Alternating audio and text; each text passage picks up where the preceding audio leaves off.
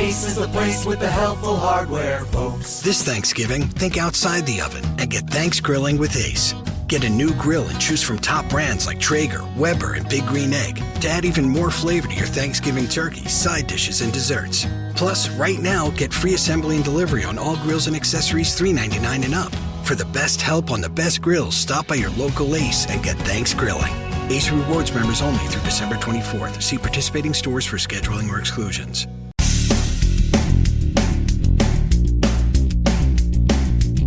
Episode 1925 of No BS Job Search Advice Radio.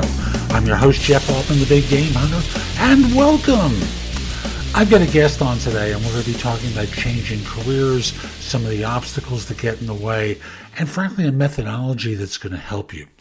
Dr. Garrett Hope is my guest today, and he went through a significant one himself, and we're going to talk about that and that approach to that approach to career change. Hope you find it helpful. He has an offer for a conference he's hosting in September, and there's a 25% discount to attending. I just want to be clear, this is not an affiliate link. I'm not making any money on this. I just thought he was going to be a great guest, and I do hope you enjoy the show. And with that, let's get going. My guest today is Dr. Garrett Hope, who's a composer and former university professor.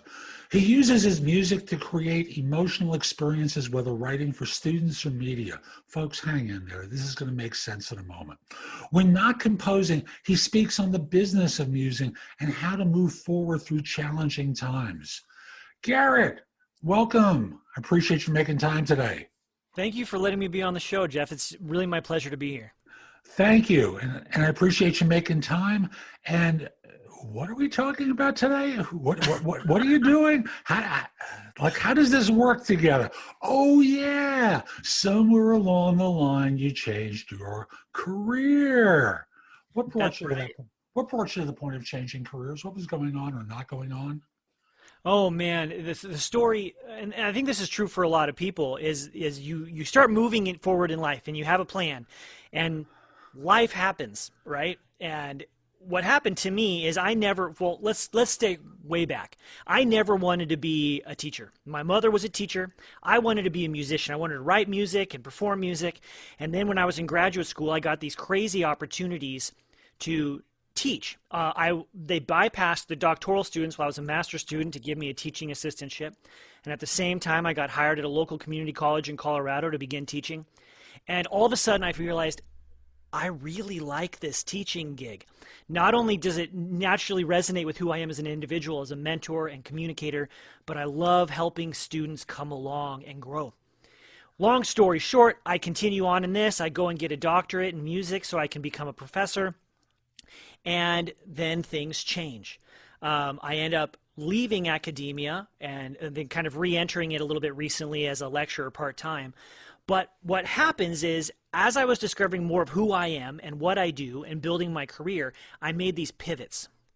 And that's why the story sometimes doesn't make sense, but it does when you begin to realize that all I did is I took my skill set and my passion and my interest in helping people and just shifted it a few degrees to the right or to the left. And so that's why it sounds kind of crazy. But yeah, I'm a former university professor. I am a composer by training. I still write music all the time, mainly for educational ensembles. But I've taken that passion for teaching and mentoring and helping other people moving forward, and I've become a coach. And lately I'm helping people with the career side because, as you know, and as you've been talking about on your podcast, the industry careers all across the country are in turmoil. Turmoil, to say the least. After all, as we're recording this, millions of people have lost their jobs. Some have been able to get back, but obviously not enough. The world is changing. Where we work changes, and how we work is changing. And we have to think creatively because some jobs are just gone. They are. I saw a report, was it the University of Chicago, I think, published this.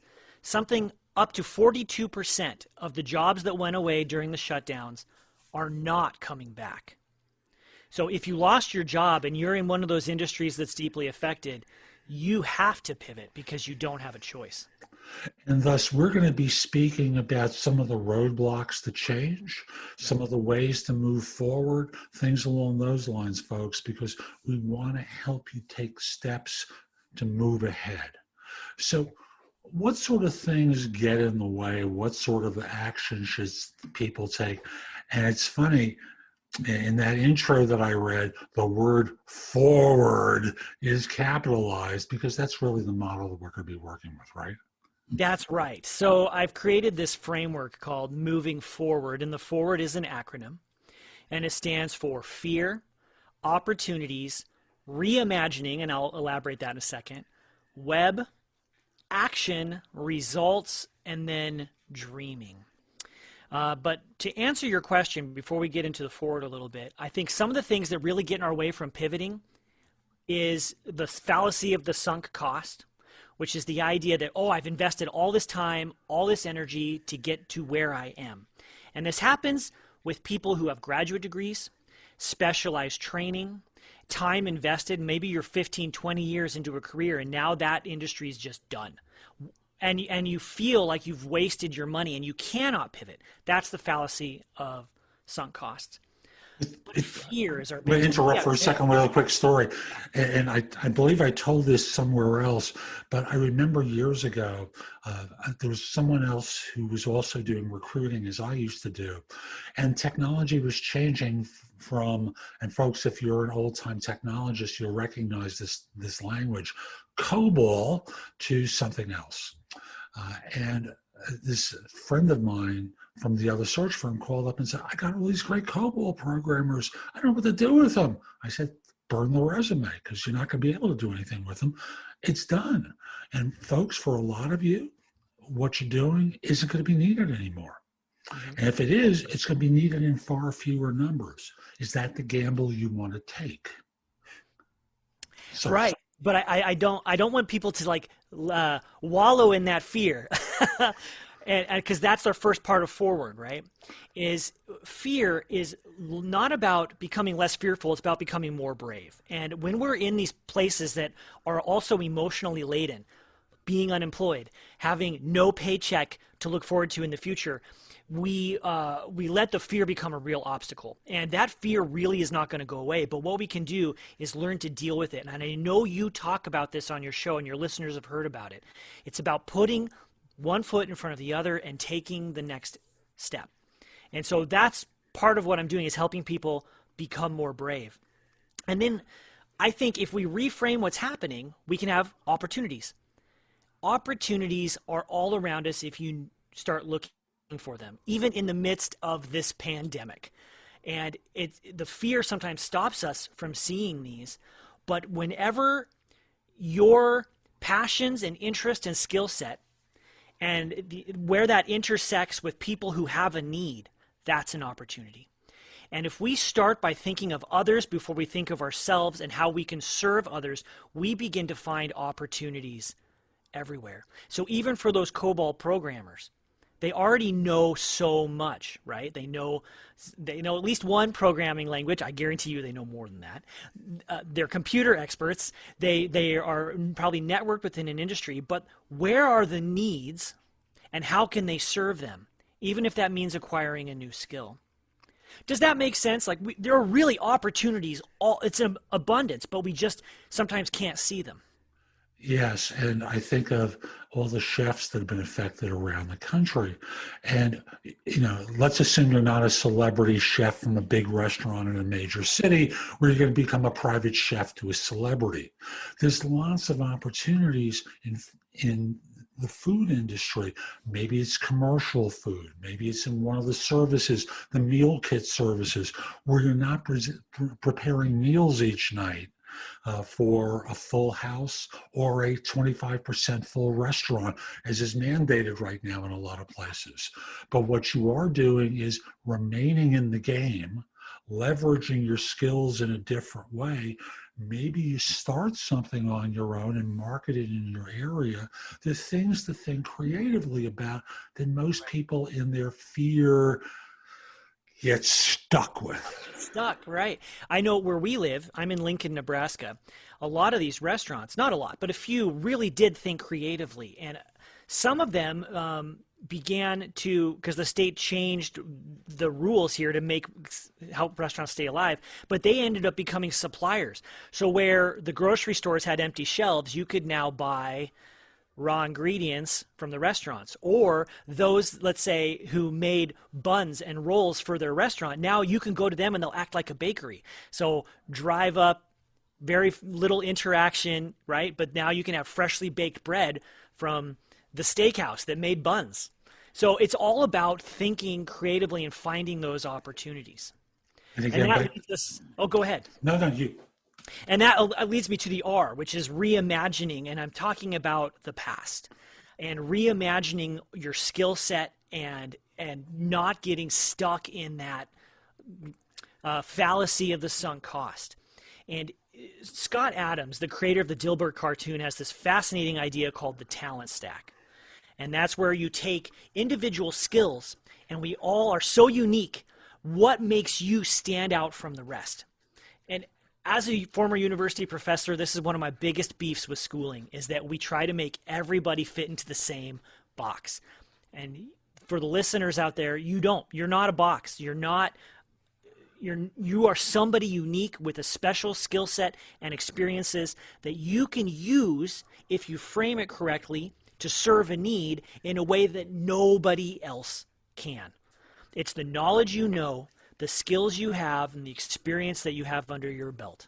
And I'll add in, and who you are as a person, and letting Absolutely. it out. Because so often with the universities, with the school system in general, the story is that they were training people for the factory. So, you're sitting at your desk, you shut up, you do what you're told, regurgitate a bunch of things when we tell you to do it, or else. And the or else is you're not going to get to the next level of university, the next level of school. Once you're in the university, you're not going to get the good job. You carry that message forward into the workplace where you do what you're told, and then one day they bring you into an office and let you go. You go, what did I do wrong? Right. You did nothing wrong. I did what I was told to do. Yep. Why isn't this working? Yeah. Seth Godin. Are you familiar with Seth Godin? Of course. Sure. Right. He has this great statement because he's super critical of higher education and education in general. And he says that we're teaching kids there's a right and wrong answer to problems. And the better thing we should be teaching these people is to find the questions and then the answers to the questions. And if you seek the answer or you seek the question, there's not really a wrong, right? It's not like a test answer where you either were correct or incorrect. Instead, we open up the world to an abundance of opportunities. And that's really what education should do. And I always think, Seth also says a lot of what education teaches, once you're in the workplace, you can Google it. Yeah, right. It's how you apply knowledge in creative ways that get extraordinary results, not whether you can regurgitate the fact. That's irrelevant anymore because Google's there. Right.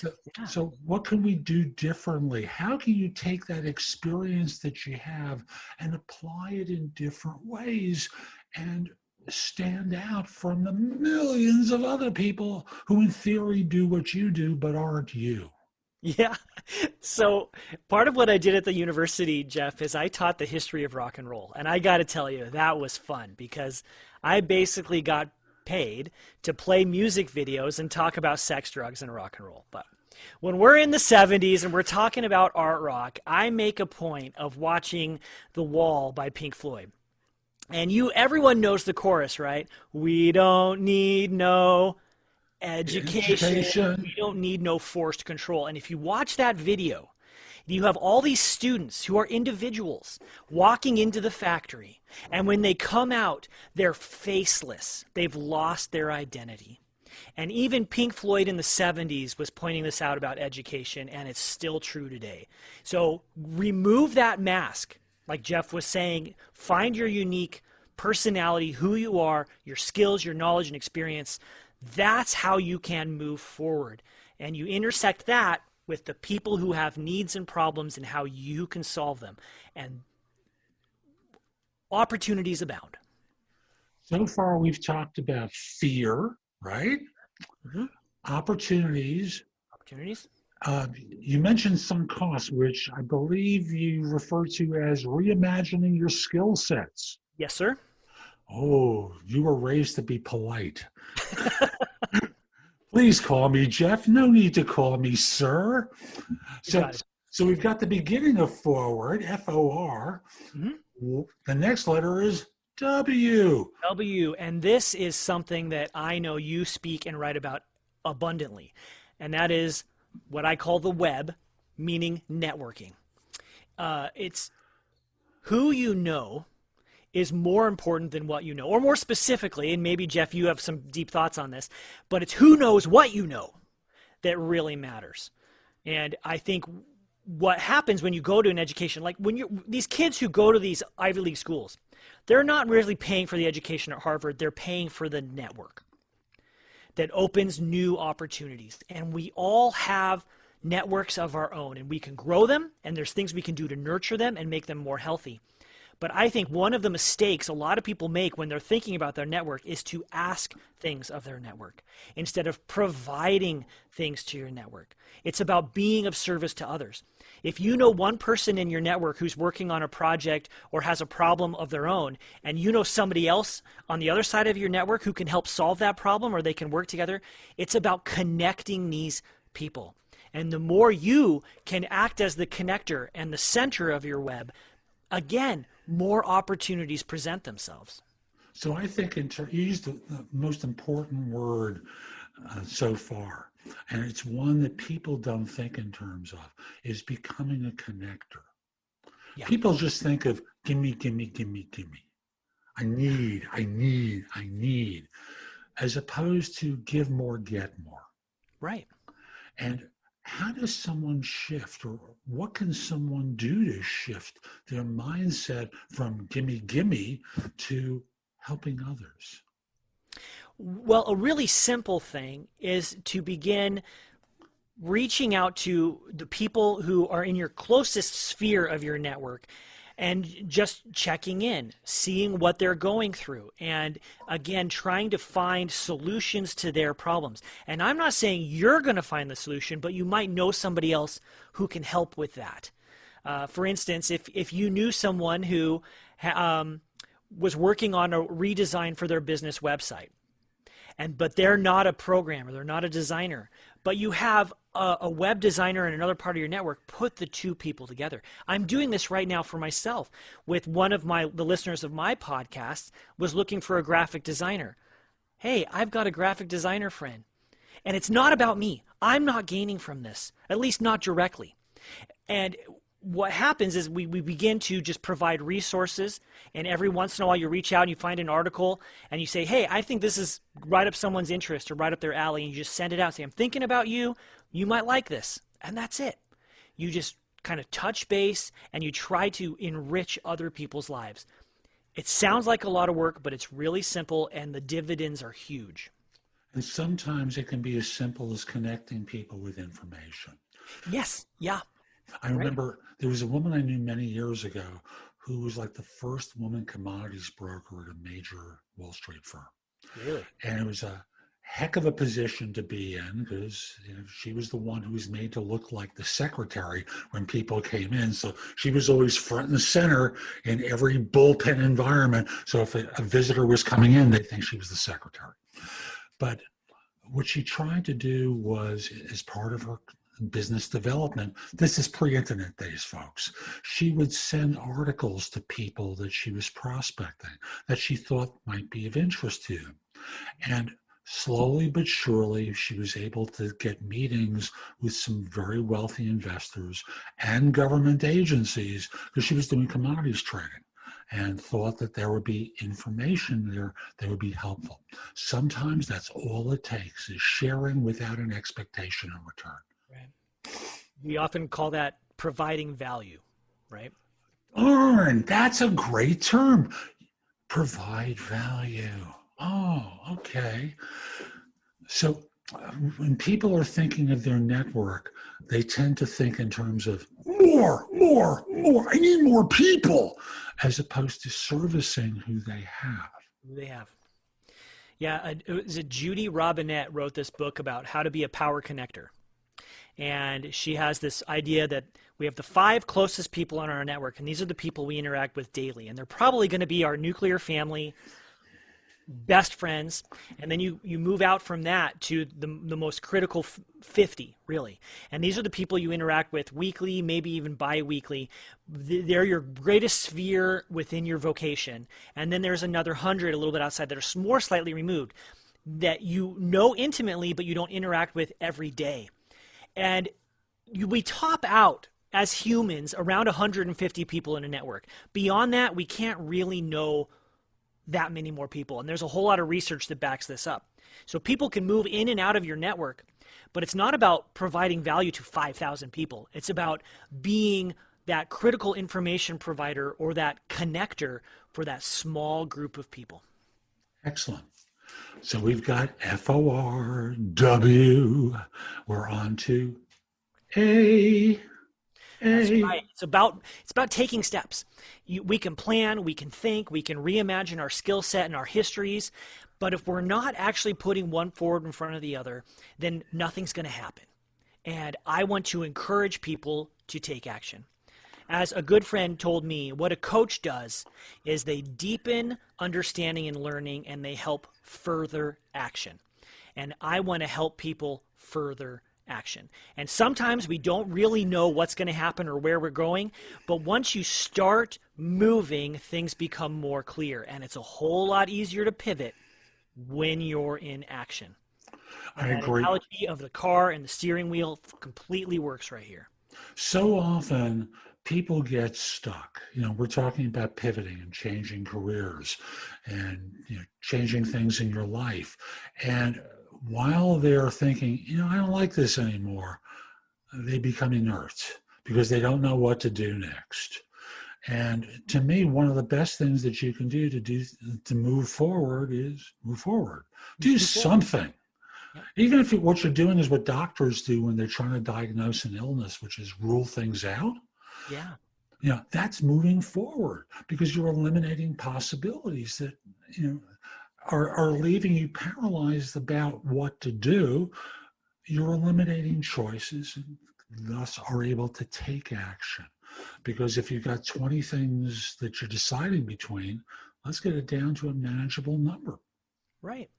And one way is to kind of start where we just had the conversation, is reach out to people, give information. That's actually action. It's moving things forward one small step at a time. And the R in forward here is results. And this gets into mindset training. The results we get in our life are a result of the actions we take, which in turn are a result of what we're thinking about the circumstances we find ourselves in. All that to say is if you want different results, you have to start at the beginning with your thoughts. The circumstances we can't change. Like right now, there's a pandemic. Certain states are shut down. Jobs have been lost. Your industry might be decimated. But if your thought is, woe is me, complete panic, that's going to lead you probably to inaction. And what are the results you're going to get from that, Jeff? Nada, right? So instead, if you begin to think about things as, wow, okay, I have a certain skill set, experience, personality that allows me to serve these people, there's some opportunities. And now you can start taking action towards those opportunities, and you're going to get a different set of results. And that's the key. People spend a lot of time reflecting upon the past. Yes. Oh, I made a terrible mistake. Oh, I should have done this. Oh, I could have done, it's a whole bunch of stuff that's self-deprecating. That's not, the thing to rejigger with that is, okay, what do you learn from that? Yeah. Yep. What do you learn from that? What wouldn't you do in the future if you were presented with that circumstance? Great, now that you know that, let's move ahead. What can you do now? Let's move forward. And this works in the midst of complete evil and tragedy. Viktor Frankl, who was himself a Holocaust survivor, he wrote this amazing book called Man's Search for Meaning. And what he discovered while he himself was a victim of the concentration camps is that some people got trapped in the past, trapped in the fear, and they literally died from withering away. And even though he was battling that complete evil and tragedy, there's a way forward. And it's not about pretending the evil doesn't exist, or that the pandemic isn't here, or that people haven't lost their job. It's not about faking anything. It's about thinking the thoughts that are going to be more fruitful and finding the opportunities. So true. It was a great book. And folks, if you haven't read it, short book, very, very powerful book. Very powerful, super powerful. And I think Viktor Frankl would agree with my D here at the end of the word, though, as we both know, it really should be at the beginning, but then the word doesn't spell correctly. And that's the idea of dreaming big. And you don't want to play small when you're pivoting. Don't just think, oh, I'm going to make a lateral move in my career. Why think so small? Dream big, and the bigger your dream, the more action is going to inspire you to take. And that dream should light a fire under you. And if it doesn't terrify you just a little bit, your dream is not big enough. You have a unique combination of things to serve the world, and the world needs you. Don't dream small, dream big. There's a wonderful book I read while I was in coach training. It's a book called The Spark, the Flame, and the Torch by Lance Secretan. And the metaphor of spark, flame, and torch is what you try to do is find the spark within you, or combust the spark within you, and give it oxygen, give it air so it can burst into a flame. Yeah. And once the flame is lit, you want to carry a torch into the world and have people following you. What can you do, folks, along those lines? Because you've got the spark within you. If you're watching a show about career change, there's something here that really resonates for you. Yes. Write it down. Start thinking about it and who you can ask to do research, what you can read, what you can watch, to do research to find out what it's really like, not what you think it's like. So that way, once you have that knowledge, you can start making decisions and taking action to move forward in that direction. Because right now, you have a lot of ideas. Like there are people I coach who've had wonderful ideas about careers until they talk to people. And they say, oh, that doesn't sound so good. Like how many lawyers have left the law within a year of graduation because they discovered the reality of what it's like to be a first and a second year lawyer? Happens in education too. When we pump teachers out and we're still hiring teachers like crazy because the burnout rate is really high. Torture for folks. So fear, opportunity, results, the web, meaning your network, A for taking action, getting results. I want to encourage you folks, get quantifiable results here. And it could be small things, but just keep moving forward in your action. You'll get results. And keep dreaming. Dreaming. That's right.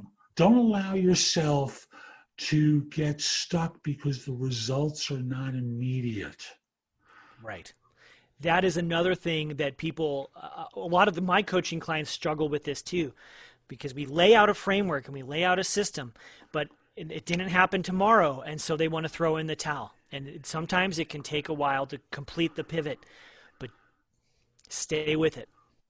So true. What haven't I asked you about so far that I should? That would help my audience today. Sure. Well, thanks for asking. My colleagues and I are putting together a conference at the end of September. This is September 26th and 27th. It's a virtual conference to help people make their pivot. If you're stuck in your career, or if you don't know how to move forward yourself, this is the conference for you. You can find out more at thepivotadventure.com, all one word. And Jeff, just for your listeners, I've created a coupon. So you can get 25% off the regular ticket admission right now. And that coupon code, if you're ready, is Altman25, all lowercase. So ALTMAN 25. That'll give you 25% off the regular ticket price. That's today's show. I hope you found it helpful. And if you did, here are a few more ways to get information and advice from me. First of all, visit my website, which is thebiggamehunter.us. Go to the blog. There's a lot there to help you with your job search, hiring more effectively, managing and leading in workplace-related issues. In addition, if you're interested in my coaching you, there's a button there that says schedule. Schedule time for a free discovery call or schedule yourself in for coaching. Obviously, I'm going to charge for that, but I can help you with interview preparation, leadership coaching, salary negotiation advice, making a good decision between different offers, anything related to improving yourself in the workplace, I can coach you about. If you have questions for me, you can schedule 15 minutes with me at thebiggamehunter.us/live, or a less expensive way is at thebiggamehunter.us/video answers, where you leave a message for me and I'll respond with a 3 to 5 minute video. Connect with me on LinkedIn at linkedin.com/in/thebiggamehunter. I can assure you your network will expand a lot by connecting with me. And finally, watch me on TV.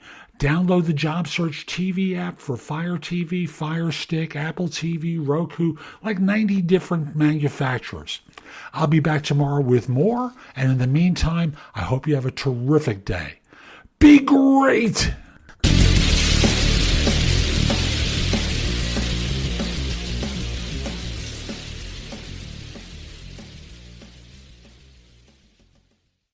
Ace is the place with the helpful hardware, folks. This Thanksgiving, think outside the oven and get thanks grilling with Ace.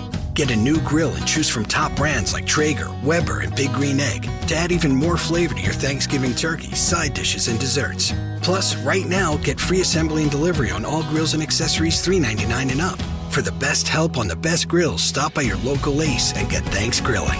Ace Rewards members only through December 24th. See participating stores for scheduling or exclusions. Ace is the place with the helpful hardware, folks. This Thanksgiving, think outside the oven and get thanks grilling with Ace.